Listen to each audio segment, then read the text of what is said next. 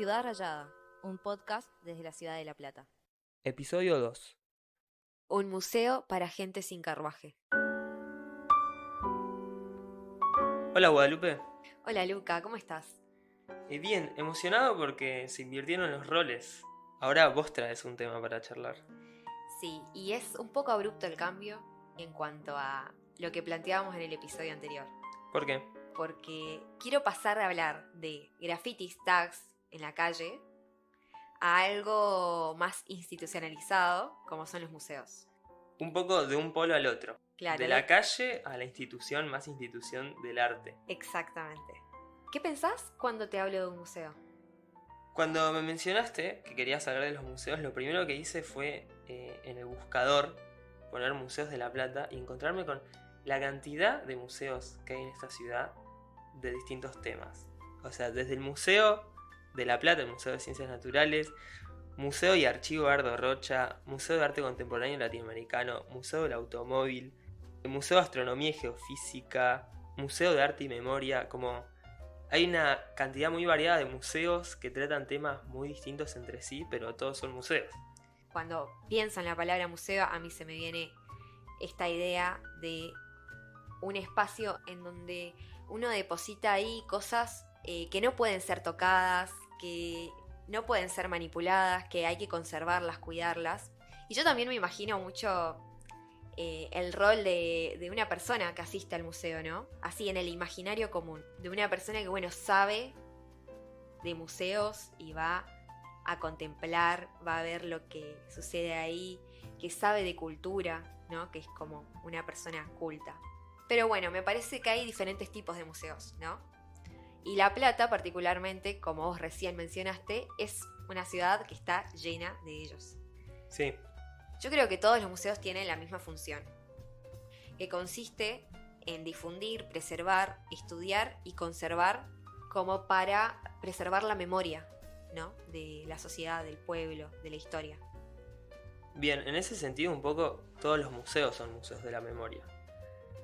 Entonces, para profundizar en esto, hablamos con Federico Rubituso, que es licenciado y profesor en Historia del Arte y es director del Museo Provincial de Bellas Artes Emilio Petoruti, y esto nos decía. El museo es una de las instituciones más flexibles que hay, y al mismo tiempo no. O sea, uno imagina que deposita ahí, que se guardan ahí cosas que no pueden ser tocadas, que no pueden ser manipuladas, y hay que conservarlas de una manera como neutra, pulcra y en cierto sentido que reconstruyan de alguna manera lo que era algo. Entonces uno va a enterarse a un museo cómo eran las cosas antes, de alguna manera. Pero no tiene nada que ver con eso, ningún museo en realidad.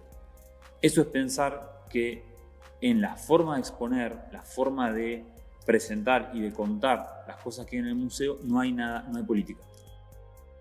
Entonces es como si fuera un espacio despolitizado. Bueno, acá están por ejemplo, en el Museo de Arte están las cosas bellas que se han producido en este lugar. Y bueno, ahí hay un criterio interesante, hay un criterio de calidad muy importante, hay un criterio de importancia que se le da a algo, hay un criterio mercantil, hay un criterio monetario y hay una comunidad que eso lo acepta y lo avala.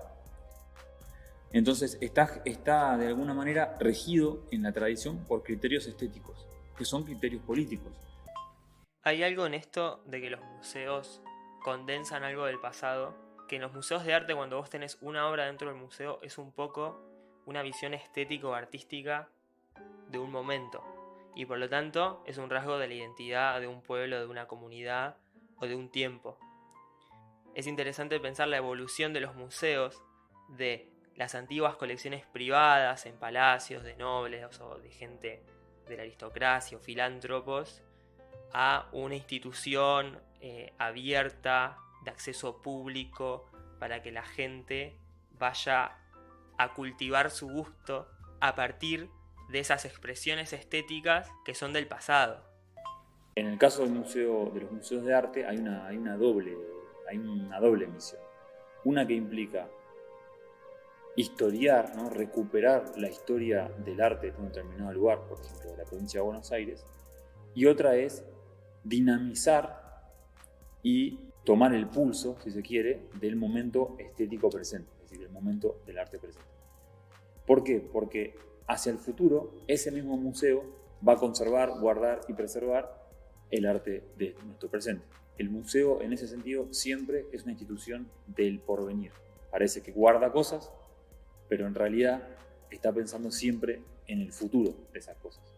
Por lo tanto, no puede no estar a tiempo de lo que sucede en el contexto actual. Bueno, me parece interesante lo que Rubituso trae acerca de esta doble misión que tiene que ver con cómo dinamizar el museo para pensar en el futuro. Y cómo las distintas obras, en los distintos momentos históricos, ponen en valor diferentes símbolos, diferentes aspectos de la cultura o de la sociedad. Un caso interesante para hablar de los museos me parece que es justamente el del Museo Provincial de Bellas Artes. Porque ya desde su origen, desde su fundación, plantea una visión particular del arte y del rol de un museo. El origen del Museo Provincial de Bellas Artes se encuentra casi 55 años antes de su fundación, cuando un hombre enigmático, porque no se sabe mucho de él, llamado Juan Benito Sosa, dedica unos años de su vida a invertir su fortuna en armar una colección de artes comprando obras que llegaban al puerto de Buenos Aires, con la intención de donarlas a la provincia para que a su alrededor construya el primer museo de arte del país. Además de plantear la construcción del primer museo público del país, Sosa propuso que se construya una sala de calcos y una biblioteca para complementar esa donación. En algunos documentos de la época se habla de este hecho como un gesto patriótico que tenía el objetivo de dotar al pueblo de un museo de arte, para elevar así el nivel de cultura, para enseñar y para educar. El proyecto para la fundación del museo fue presentado por el senador Bernabé de María, al que se le atribuye la frase que le da título a este capítulo, que es la necesidad de un museo para gente sin carruaje. Tuvieron que pasar muchos años para que se cumpla ese deseo de Sosa de un museo provincial específicamente para el arte, porque su colección primero fue al actual Museo de Ciencias Naturales de La Plata, que en ese momento era un museo general donde se unían campos, desde la biología hasta la antropología y el arte. En el Museo de La Plata se dictaban talleres de arte que usaban como insumo esa donación fundacional y esos calcos de yeso que son los que ahora se encuentran en los pasillos de la Facultad de Arte. Después el museo tiene una segunda fundación, que es como la fundación oficial, que es la que se da en el año 1922.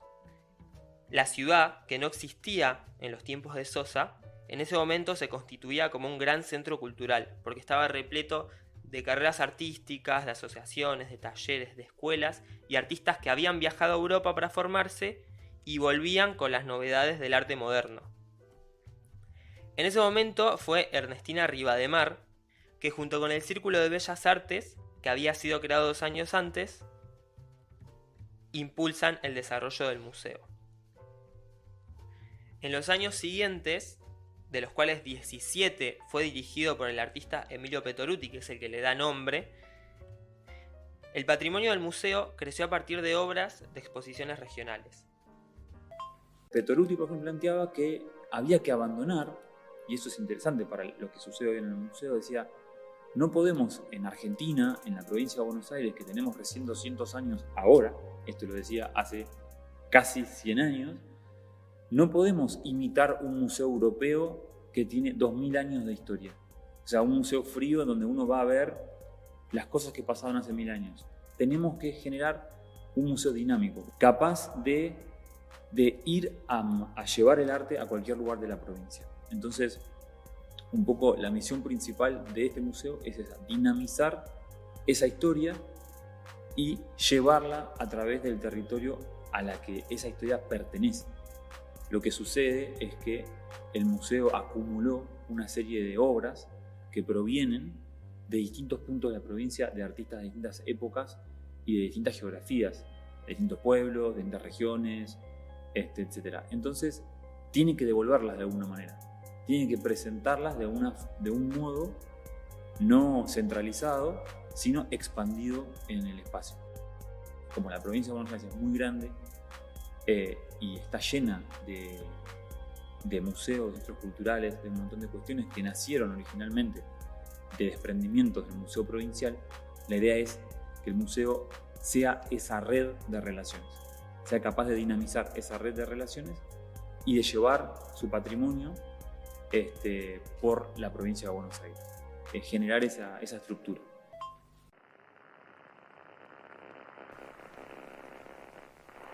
Ciudad Rayada es un proyecto transmedia, donde se fusiona el nicho y lo masivo, lo analógico y lo digital, lo subterráneo y lo emergido, el pasado y el futuro unidos en un diálogo entre arte, democracia, corpopolítica y cultura popular.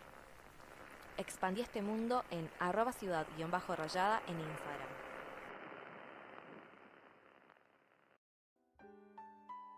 Federico Rubituza nos contó acerca de las dinámicas que hoy emplea el museo actualmente, que tiene que ver con esta visión de Petoruti acerca de museo expansivo y un museo dinámico. Es por eso que el museo no se encuentra hoy solamente en la sala que está en calle 51 entre 5 y 6, sino que plantea un recorrido a lo largo de la ciudad de La Plata y otras localidades de la provincia de Buenos Aires. Los puntos en donde se puede encontrar son el Centro de Arte de la UNLP, el Museo de Ciencias Naturales, la Catedral, el Teatro Argentino y puede llegar hasta el Parque Pereira. Y bueno, Luca, ¿qué es lo que más te interesó de este tema? Creo que lo más interesante del Museo Provincial es que debe ser el único museo en el mundo que para recorrerlo te tenés que tomar un tren. Ciudad Rayada, un podcast desde la ciudad de La Plata. Expandí este mundo en @ciudad_rayada en Instagram.